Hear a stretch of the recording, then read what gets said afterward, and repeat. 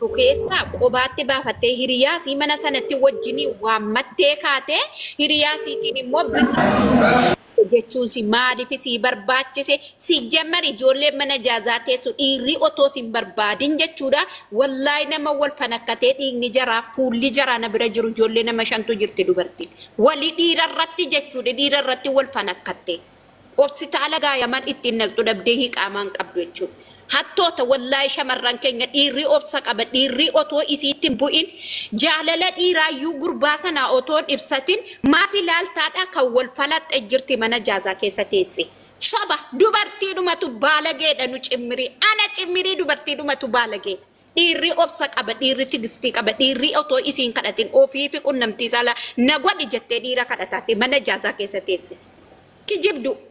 Dibbi kumaaf dhibbi tokkoyyuu itti xiqqaate kumaaf dhibbi shan itti xiqqaate kuma sadi adabamuu qabdi isiin sichi sobaan dhuftu wanti isin mubaarakiin mataa dhuskitanuuf hin jiru jechuudha. Gadi baay'ee hojjetadhu dhiira duuka teessee rirriitamini ji'ani koo gadi baatee ala jiidhi guutee isitu koo ijaazaan dhufaa jira jedhee dhiira waan mataa bar situ kottu buna shaayii jettee shakilaa xibsii xabbaftee kan nyaachiftee mana algaatiin fudhattee galtu sii bar.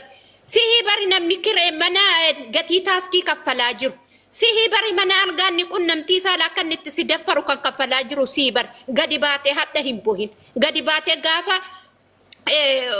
intini maanni maqaan isaa marmaraa tokko malee qunnamtii saalaa raawwattee maatsaniin kan kee kaansariidhaan basamee jedhe ispaaltii irratti dhiirri baasee si gatee jedhe kan kadhaadhaan nu cinqaa jirtu shamarran keenya. Liqimsi dhaqee lafootoon qonna jala jiran rabsi.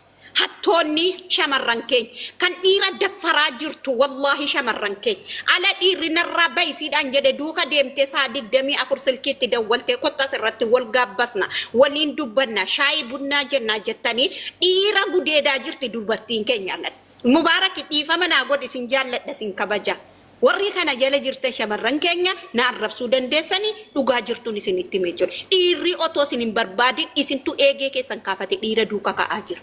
Rabbi rabahu nattatu. Anamma gadi baasi sobdi Madina yoosinnaan jettani isa dubartiin lamman dhiirri makiinaa keessa taa'ee taaskii isaa keessa taa'ee laala kan itti dubbatte jettani kan wal fanakkattani shaarjaafa intini alkeemaa moo maal jettan keessatti tokkoon suuraan keessan na bira jira. Na raggaxi madokoo jettanii kan natti ergataa jirtan.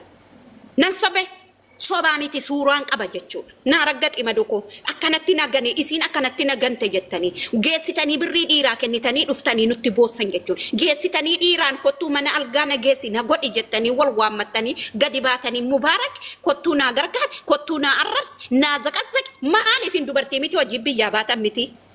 Dubartii miti isin. Kanaafuu jennaan dhiirri nagaa qaba dubartii keenyatu dhiira gudeedaa jirti. Wallahi. Dubartii keenyatu dhiira daffaraa jirti dhiirri nagaa qaba. Liqimsa. Madina akkastaana mubaarakiif sagalee naa taaka obboleessa kona jalaa guddee Dubaayitti rakkoo ajaa'ibaatiif jiran.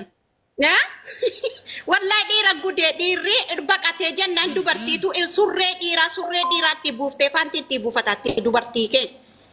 Achi qabees qabin jedhu. Wallahi dubartii keenya. Hojii dhabanii. Hojiin dhaban madaamiin nutti iyyite mana daa'ima madaamiin nutti iyyite kijiba jaraati suuraan jira akka jiru na bira jira madoo raggaxaa kottuu nu raggaxe kaardii sii guunna fa'inaan jettan rabbirraa bahu natta ta'u dudduuba rabbirraa bahu natta ta'u qura'aana mana qol falmii hadha eebbisiif na beellama qabnaa sa'aatii tokko tafa'anis Ugi shasha delva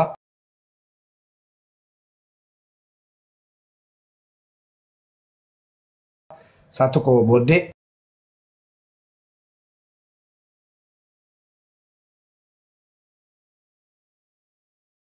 hundi keenya wal argina amma chun dandeessu jechuudha.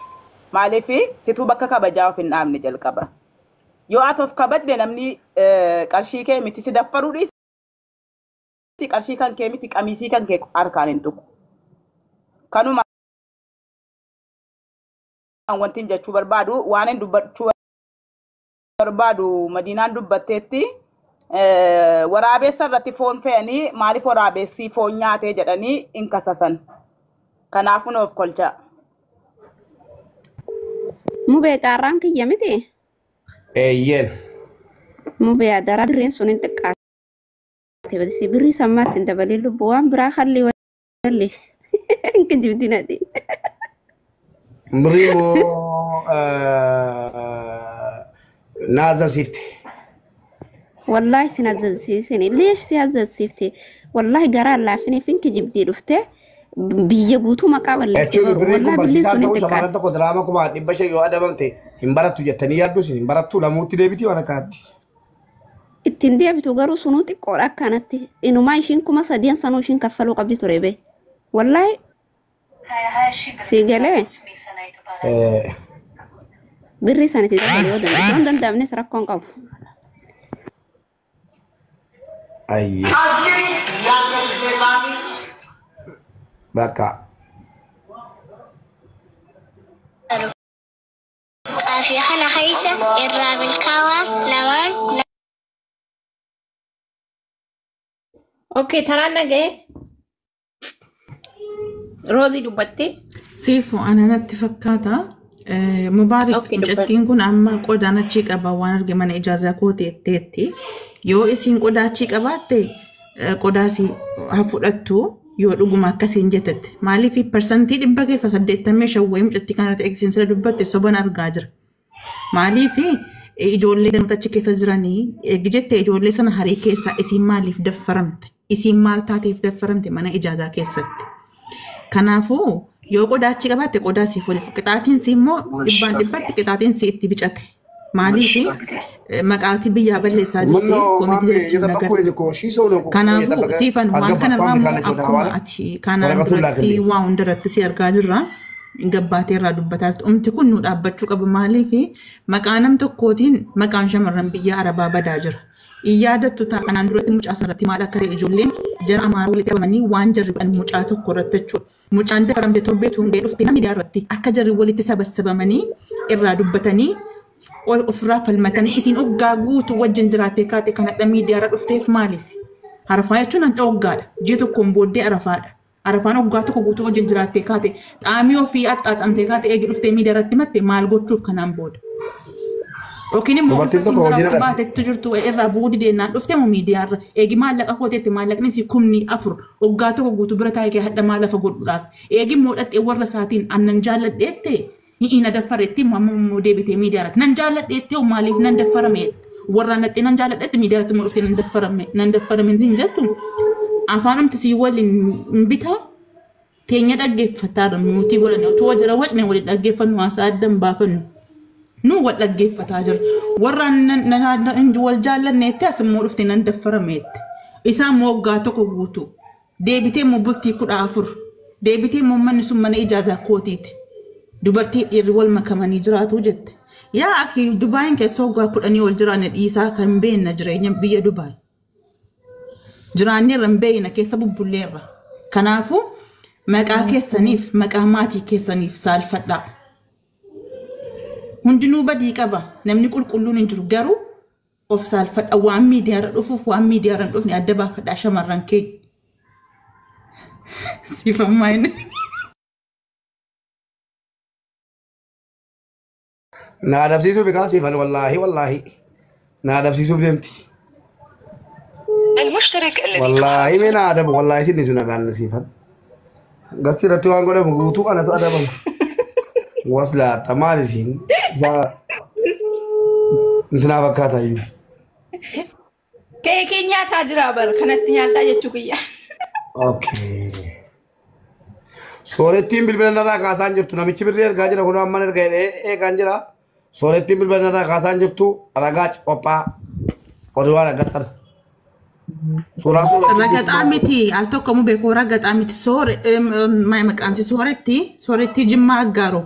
Wallahi foto hada keeti screenshotii godhadheera foto obboleewwan keeti foto kanke maaliifi kun nu'iif mala siifi miti umtichi kun maqaa kan keetuun ta'e maqaa nama biraa kaattee deemaa jirta maqaa biyyaa maqaa gandaa kaattee deemaa jirta an waan akkasiirraa miidiyaatiin dubbadhu dubbicha kee gizee laalee jedhu iyyii maqaa kee nyaarii fudhatee deemaa jira biyya kana keessatti In argita koomenti shamarran aggaaroo sharmuudhaanii warra barreessaa jiran eegisilaati. Ganama isaa 5 qabne amma isaa 10 hojjenna mana arabaa keessa nu jireenya keenya qayyaruudha inni. Kanaafuu obsatarii kottu dhiifama gaafachuu qabdi Mubaarak. Dhiifama gaafachuu qabdi ijoollee shamarranii.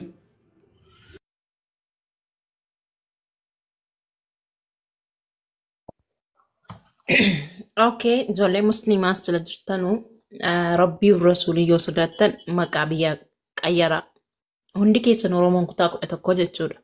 Komentiin as jala deemaa ture ijoolleen shamarran aggaaroo akkasii sababa nama tokkootiin maqaan uummataa bada jechuudha. Ijoollee Iluu Abbaaboor miidiyaa kanarratti hangam hanga jarri ta'anis hin beektanii hangam hanga jarri baalagee ta'anis akka jarri sirrii ta'anis hin beektan. Sababa mucattii bo'amtuu sabboontuu Iluu jedhamu maqaan keenya akka bade hin beektan. Kanaafuu please maqaa kana jijjiirradhaa. Yeroo immoo dhiira bira deemtanuu sa'aatii ammaa kana biizinasa ta'eera wanta akkasii. Tarii mucaan dhuguma waan akkasii godhe ergasii viidiyoo raabee ergasii sukkaarri minyaa'ee sukkaarri ol ka'ee sukkar katiir jetti arabni yeroo waa dubbattu. Maashaallah sukkar katiir jetti. Sukkarri katiirii ta'ee jaalala keessa torbee lamaafis ji'a lamaafis jiraachuu danda'u sana booda mucaan isaaf biizinasiidhaaf viidiyoo waraabbateen. Osni galee isheen silaa Mubaarak itti jalqaba mubee akkasna godhee ture ergasii akkas ta'ee jechuu qabdi turte garuu isin wallaahi billaahi waan akkasii keessa hin jiru. Birrii 3,000 akkasirraan keenya laa viidiyoo kee laxxafne idmee keenya guutuu akkasirraan haasofne kottuu dafii birrii 500 sana kaffale. Afaan siifan keessa buute gaafan xiyyitii kee tokko sirra koodhala. Keessa hin jiru. Natiin dawwalinaa.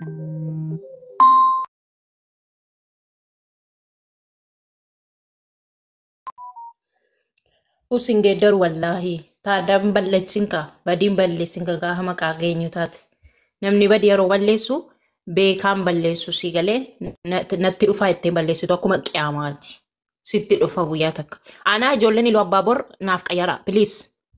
An dhugaa rabbi isinitti hima jalqaba namni mana ofii xaragatee deemaa namaa kan deemu ijoolleen Iluu Abbaaboor please adaraa seeraa.